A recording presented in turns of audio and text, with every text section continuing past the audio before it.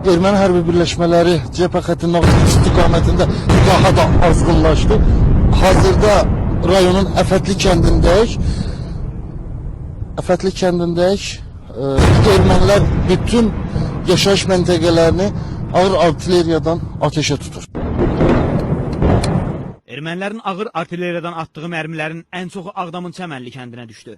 Ermənilərin topdan attığı mərmilərdən biri gördüyünüz mərkəzi yola düşüb və sancılıq bura təbii ki açıldığı ehtimal olunur və yaxınlıqda elektrik xətti qırılıb tökülür. Hazırda durum budur. Kənd yaşayış məntəqələri ateş altındadır. Saatlar irəlilədikcə dəhşətli xəbərlər ard-arda gəlməyə başladı. Çəmənli kəndinin güclü artilleriya ateşinə tutulması nəticəsində bir dinc sakin həyatını itirdi. 7 nəfər isə yaralandı.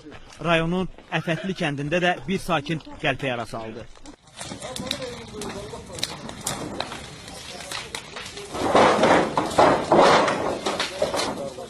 Ağır artilleriyadan açılan mərmilərdən biri Mahrızlı kəndində Bakir Qarayevin evinə düşüb. Hazırda kənd sakinləri də buradadır, amma çarəsiz evin yanmağını seyr edirlər. Çünki söndürülməsi mümkündür. Gecə boyu Ağdamın tibb işçiləri sözün əsl mənasında qəhrəmanlıq göstərdilər. Harda mərmi səsi eşidildi, harda insan haraya gəldisə, təcili tibbi yardımın işçiləri orada oldular. Həkimlər öz həyatlarını təhlükə altına ataraq sakinlərin həyatını xilas etməyə çalışdılar. Mərmilərin düşdüyü ərazilərdən çıxarılan yaralılar Ağdam Mərkəzi Rayon Xəstəxanasına yerləşdirildi. Atışma zamanı kəndimizə bəzi güclü yazılır, özümü ağaç vardı, dərin yama kimi. Yola soğanda, ölümüz atanda, qapı gəldi, sağ başımın aynəsindən yaralı dəydi ki işte.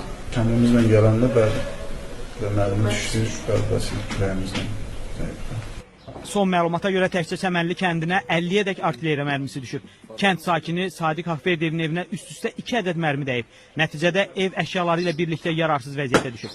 Digər kənd sakini Vidadi Şükurovun həyəti də düşmən mərmisinin hədəfində olub.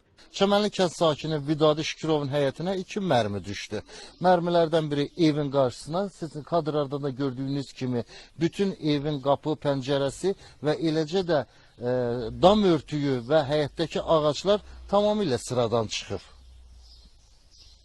İkinci mərmi isə avtomobil qarajına düşüb. Hər iki mərminin qəlpələri evi və həyətdəki tikilləri yararsız hala salmaqla yanaşı, tövlədəki malqaranın, toyuq cüzənin tələf olmasına və yaralanmasına səbəb olub. Gördüyünüz kimi ermənilər, o mənfur düşmənlərimiz atıbdı. Malımız, atımız, toyuğumuz, evimiz, eşiyimiz dağılıbdı. Ona baxmayaraq balıbaşına dönüb. Biz vallahi arxa evdə bir otağımız nisbətən salamat qalıb. Bax, gecəni biz orada keçirmişik. Bir sürü külfətik.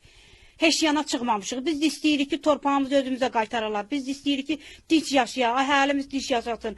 Hazırda Ağdam rayon Fövqəladə Hallar Komissiyasının nümayəndələri kəndlərə dəyən ziyanı araşdırır. Hələlik Ağdamda müəyyən olmuşdur ki, 50-dən artıq evə ziyan dəymişdir. Bu ilkin araşdırmalardır. Mülki əhalidən bir nəfər şəhid olmuş, 7 nəfər yaralanmış. Yaralanlardan biri ağır vəziyyətdədir, bir nəfər qan tüzüğü almışdır. Onlarla heyvan ölmüşdür. Ateş nəticəsində onlar da ölmüşdür. Ümumiyyətlə, hazırda durum sabit olmağına baxmayaraq, yenə gərginlikdir. Hər an gözləmək olar ki, erməni vəhşiliklərini bir daha davam etdirsin.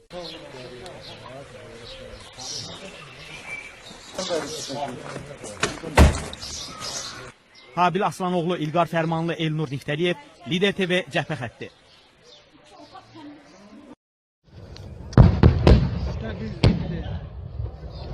Allah'a qurban olun.